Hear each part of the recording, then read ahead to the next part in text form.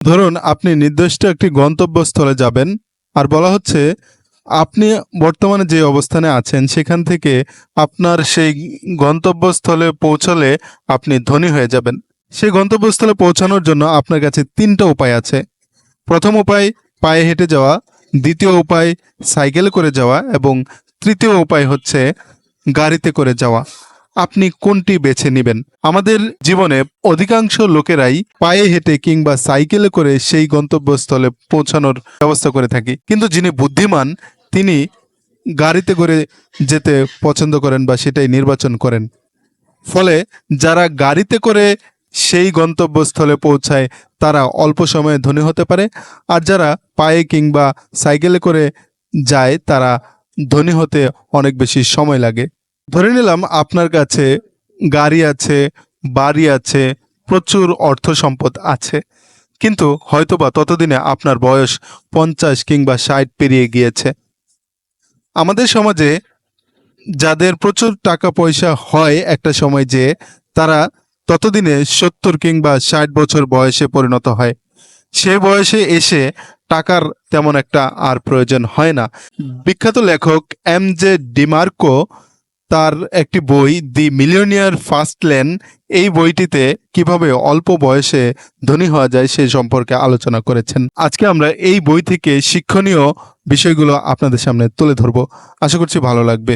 এই বইয়ের লেখক ডিমার্কো কোনো একদিন কোনো এক পার্কের সামনে দাঁড়িয়ে আইসক্রিম খাচ্ছিলেন। হঠাৎ করেই দেখতে পেলেন একটি ল্যাম্বরগিনি গাড়ি তার সামনে এসে দাঁড়ালো। তিনি ভাবলেন হয়তো এই গাড়ি থেকে কোনো এক বৃদ্ধ লোক বেরিয়ে আসবে, কিন্তু না, তিনি পরক্ষণে আশ্চর্য হয়ে গেলেন, কারণ সে গাড়ি থেকে মাত্র 24 থেকে 30 বছরের যুবক বেরিয়ে আসলো। তখন লেখক কৌতূহলবশত সেই লোকটিকে জিজ্ঞেস করলেন, গাড়িটি কি আপনার নিজের? তিনি বললেন, হ্যাঁ, এটা আমার নিজের ইনকামের টাকায় কেনা গাড়ি। তখন তাকে জিজ্ঞেস করা হলো, আপনি কি করেন? সে বলল, আমি একজন ইনভেস্টর। লেখক একটু ভাবলেন যে আসলে সত্যিই কি অল্প বয়সে ধনী হওয়া যায়? এরপর লেখক রিসার্চ শুরু করেন।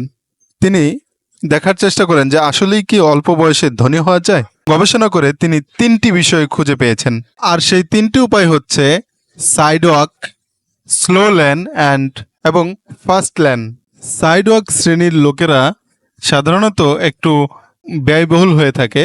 তারা মাসের প্রথমে যে টাকা পায় সেটা যেনতেনভাবে খরচ করে, বন্ধুবান্ধব নিয়ে আড্ডা মারে, পার্টি করে, ইত্যাদি ইত্যাদি ভাবে টাকা খরচ করে ফেলে। কিছুদিন পরেই টাকা শেষ হয়ে গেলে ধার দেনা করে এর কাছে হাত পাতে, ওর কাছে হাত পাতে।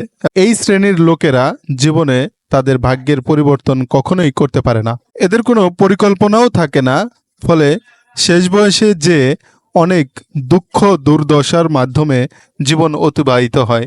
আর দ্বিতীয় শ্রেণীর লোক হচ্ছে স্লো লেন। আমাদের মানব সমাজের অধিকাংশ মানুষ এই লেনে জীবন অতিবাহিত করে। আমরা অনেকেই জীবনের সিংহভাগ সময় চাকরি করে সময় ব্যয় করে থাকি। চাকরি করে একটা নির্দিষ্ট অ্যামাউন্টের টাকা ইনকাম করে সেই নির্দিষ্ট অ্যামাউন্টের মধ্যেই জীবনকে আবদ্ধ করে রাখি। চাকরি করে যে টাকা পাওয়া যায় সেটা বাড়ি ভাড়া, সন্তানের লেখাপড়ার খরচ, মাসিক বাজার এসব করতে করতেই শেষ হয়ে যায়। যদিও সামান্য একটা অংশ থাকে, সেটা আসলে ধনী হওয়ার জন্য যথেষ্ট নয়। এবার কথা বলবো সবচেয়ে বুদ্ধিমান ফার্স্ট লেন লোকেদের সম্পর্কে। এরা সবার চেয়ে একটু চতুর হয়ে থাকে। তারা সময়কে প্রচুর দাম দেয়। তারা জানে জীবনের প্রতিটা সময় কতটা গুরুত্বপূর্ণ, কিভাবে প্রচুর টাকা ইনকাম করা যায়, টাকা দিয়ে কিভাবে টাকা বানানো যায়, এসব নিয়ে তাদের মাথায় অনেক বেশি চিন্তা থাকে। এই শ্রেণীর লোকেরা সাধারণত বেশিরভাগ ক্ষেত্রেই প্যাসিভ ইনকামের প্রতি ফোকাস করে থাকে। প্যাসিভ ইনকাম হচ্ছে এমন এক ধরনের ইনকাম পদ্ধতি যেটাতে আপনি ইনভেস্ট করে রাখলে যখন আপনি কাজ না করবেন তখনও টাকা ইনকাম হবে। যেমন বাড়ি ভাড়া, আপনি একবার বাড়ি করলে পরবর্তীতে এটা থেকে ভাড়া পেতেই থাকবেন। এ ধরনের আরও প্রচুর অপশন রয়েছে যেগুলো থেকে প্যাসিভ ইনকাম আসে। আপনি যদি ফার্স্ট লেনের লোকেদের অন্তর্ভুক্ত হতে চান তাহলে 3টা বিষয়ের উপরে ফোকাস রাখবেন। প্রথমটি হচ্ছে টাইম বা সময়। এমন কোনো কাজ করতে হবে যেখানে অল্প সময়ে প্রচুর টাকা ইনকাম করা যায়। যেমন হতে পারে ফ্রিল্যান্সিং, বিজনেস কিংবা আইটি রিলেটেড যে কোনো কাজ। দ্বিতীয় উপায়টি হচ্ছে কোনো একটি প্যাসিভ ইনকামের উপায় বের করা, যেটাতে আপনি ঘুমিয়ে থাকলে অথবা অসুস্থ থাকলেও টাকা ইনকাম হবে।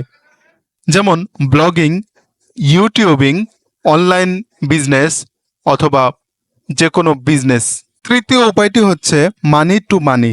আমরা অনেকেই আছি 1-2 মাস টাকা ইনকাম করার পর যে টাকা হয় সেটা ব্যাংকে অথবা অন্য কোথাও জমিয়ে রাখি কিংবা খরচ করে ফেলি। সেটা করা যাবে না, বরং যে টাকা ইনকাম হবে সেটাকে নতুন কোনো জায়গায় টাকা বাড়ানোর জন্য ইনভেস্ট করতে হবে।